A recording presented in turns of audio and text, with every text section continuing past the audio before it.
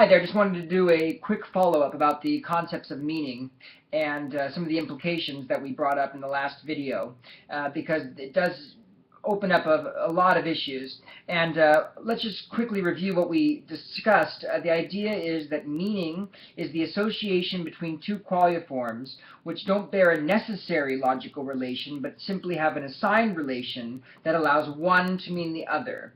And that ultimately at a base of meaning must be associations that are made between fundamental qualia forms.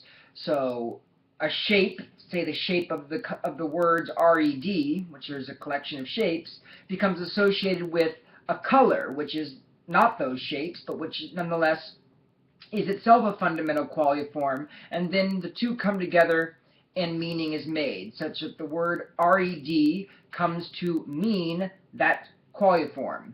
And then once you have this base, then the mind can naturally make abstractions which allow for higher categorical thinking, in which hierarchical relationships between the qualia forms are abstracted out from the lower levels of meaning and to create higher and higher levels of hierarchical categories. That's meaning. A couple implications. I talked about how the fundamental perhaps association that we can make is the sound or the word I with the fundamental experience of the I, that is the thing that bears the experience of the qualia forms. The depth of this is something I want to really stress.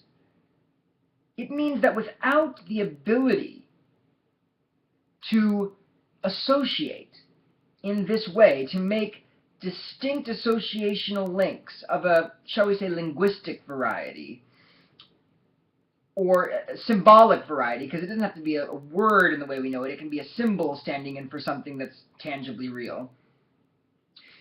The existence of the I is, in a sense, only possible because of the association. The I emerges with the very process of association itself, and that's what self-consciousness is.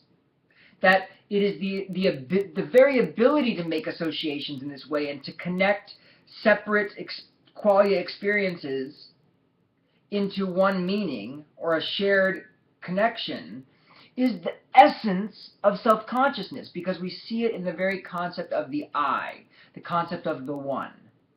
One and I, again, look exactly the same.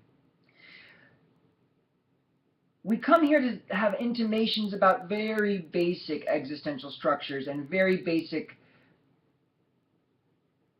ideas about who and what God is. And the fact that God's self-consciousness we can think of as having within himself all possible associations for all possible concepts, sort of determined in himself. There is no understanding abstract concepts without some association that allows the abstract concept to take form in qualia. Again, like the concept I, there is no I unless you have the ability to associate the I with a sound or a word. And now, again, it doesn't have to be I. It could be, or I am. It could be je suis. That works as well. The important thing is that there's something that's linking on to qualia. It's attaching to qualia structurally and giving qualia meaning. This is what meaning is. It's a leeching on of qualia where they bleed together to form concepts. And the concepts, again, then can be arranged into hierarchies. And you can form mathematical ideas and everything else which are abstract, but which in their abstraction cannot be understood. They must be understood through actual qualia in order for the abstraction to make any kind of sense. Again, otherwise it's just static. It's just the sea of zeros and ones that means nothing. Even that, zeros and ones, even that's our concepts. It's just static until qualia become attached to each other through meaning, and which the geometry of meaning can blossom. We also see in these concepts of categorization and association two basic principles at work. And I want to call it the feminine principle and the masculine principle. The horizontal associations are feminine. They're holistic. they are round. I mean, I'm using figurative words here. You can think about it in terms of, or if you want to call it politics, you can think about associational thinking as more socialistic. And then you have categorization, which extracts from things higher level features, which it then puts into hierarchies. This is a masculine principle. You know, things become hierarchical. You can think of this as a sort of conservative principle, if you will, or the principle of monarchy in a political way. The idea that at a hierarchical level, meaning can be extracted and extracted and extracted into finer and finer categorical structures. And of course, ultimately, you reach a point of totality in God where the idea is totally abstract, it's totally both categorical and round, shall we say, and hierarchical and, shall we say, triangular. In some literal qualia way, and we'll talk about that more later.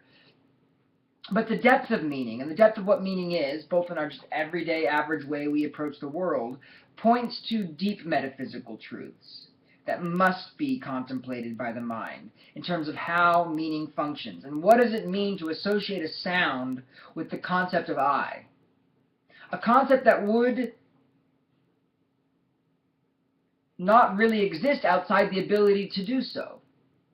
Animals aren't self-conscious. Animals can see red and blue and green, presumably, even though they don't know red and blue and green. But a dog has no self-consciousness, no I, because the self-consciousness just is the ability to make meaning in this way. And it's something very important to think about.